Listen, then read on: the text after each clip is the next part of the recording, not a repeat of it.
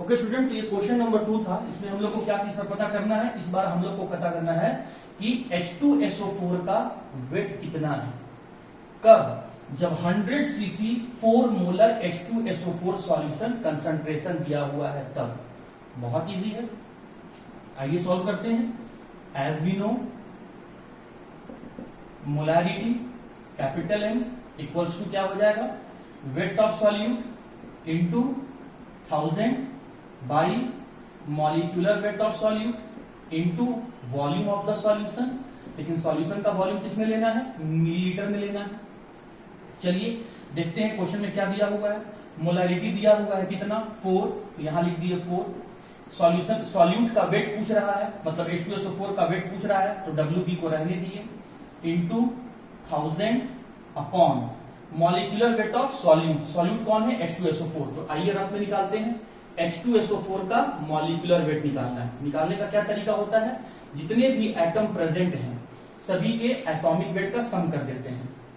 Hydrogen का atomic weight 1 into 2 कितना हो गया, 2, प्लस सल्फर का एटॉमिक वेट 16, सल्फर का एटॉमिक 16 नहीं, एटॉमिक नंबर होता है 16, एटॉमिक वेट 32, तो 32 इंटू 1 कितना हो गया 32, प्लस ऑक्सीजन का एटॉमिक वेट 16 इंटू 4 कितना हो गया 64।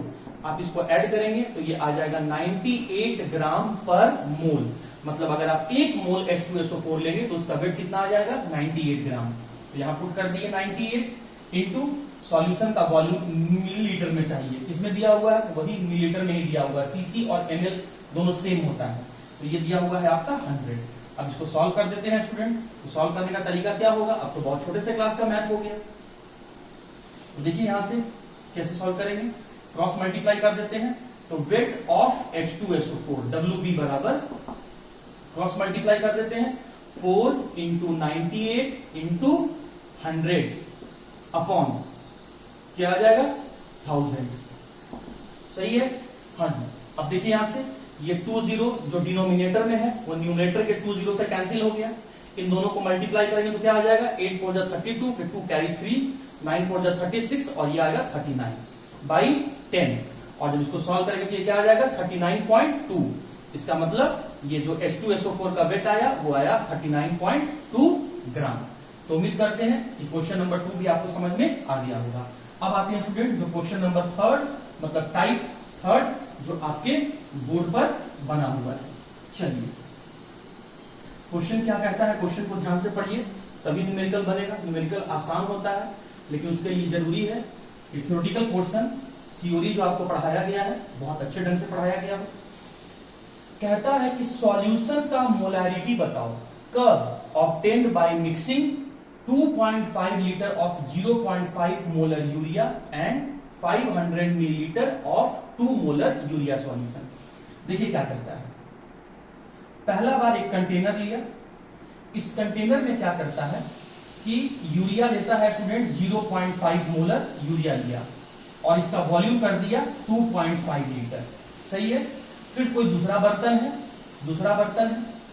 इस बर्तन में क्या किया, कितना मोलर यूरिया लिया, 2 मोल यूरिया लिया और सॉल्यूशन का वॉल्यूम कितना रखा है 500 ml। अब कहता है कि इन दोनों को मिला दिया, इन दोनों को उठा के मिला दिया। तो यहां पर मिलाने के बाद मोलैरिटी सॉल्यूशन का दोनों को मिक्स कर दिया, तो ये हो गया सॉल्यूशन का मोलैरिटी और मिलाने के बाद ये हो गया सॉल्यूशन वॉल्यूम का। तो पूछता है कि बताइए सॉल्यूशन का मोलैरिटी क्या रहा होगा। तो इस डाटा के अकॉर्डिंग पहले देख लेते हैं क्या क्या हुआ है। इस डाटा के अकॉर्डिंग हम लोग यहाँ पर क्या क्या लिखने जा रहे हैं, ध्यान दीजिएगा। देखिए ध्यान से, मोलैरिटी कितना दिया हुआ है M1, ये दिया हुआ है 0.5। वॉल्यूम क्या दिया हुआ है V1 2.5 लीटर, ध्यान से 2.5 लीटर। उसके बाद सेकंड में देखिए मोलैरिटी क्या दिया हुआ है M2, क्या दिया हुआ है 2 मोलर। वॉल्यूम क्या दिया हुआ है V2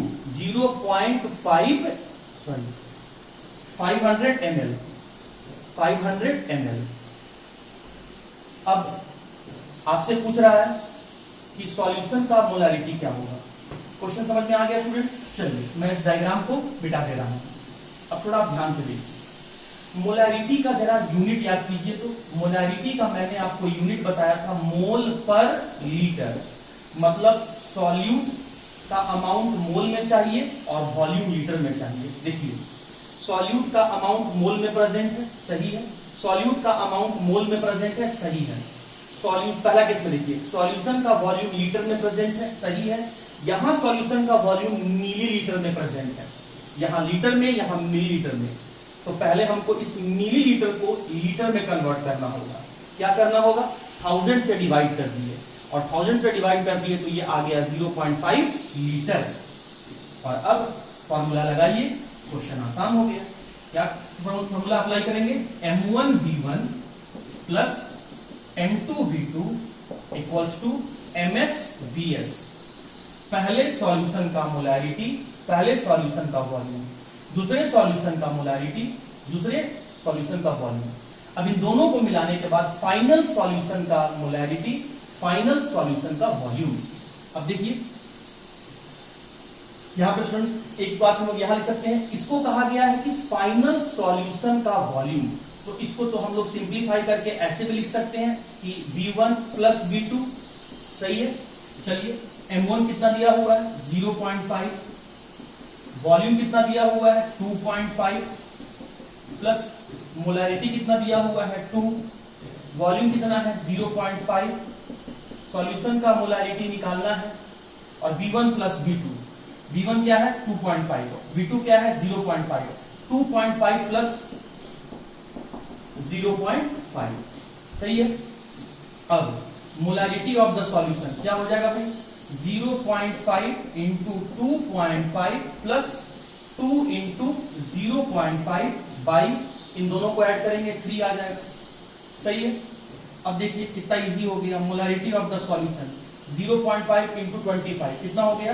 1.25, सही है।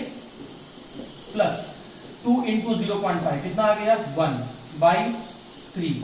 सॉल्व करेंगे तो कितना आएगा स्टूडेंट? यहां से 2.25/3 और इसको सॉल्व करेंगे तो कितना आ जाएगा? 0.75 मोलर। तो ये निकल के आ गया सॉल्यूशन का मोलैरिटी। तो उम्मीद करते हैं ये तीनों टाइप का क्वेश्चन आपको समझ में आ गया होगा। आप इस क्वेश्चन को दोबारा खुद से बनाइए और प्रैक्टिस करने के लिए आपको हम डीपीपी में, मतलब डेली प्रैक्टिस पेपर में आपको सेंड कर देंगे।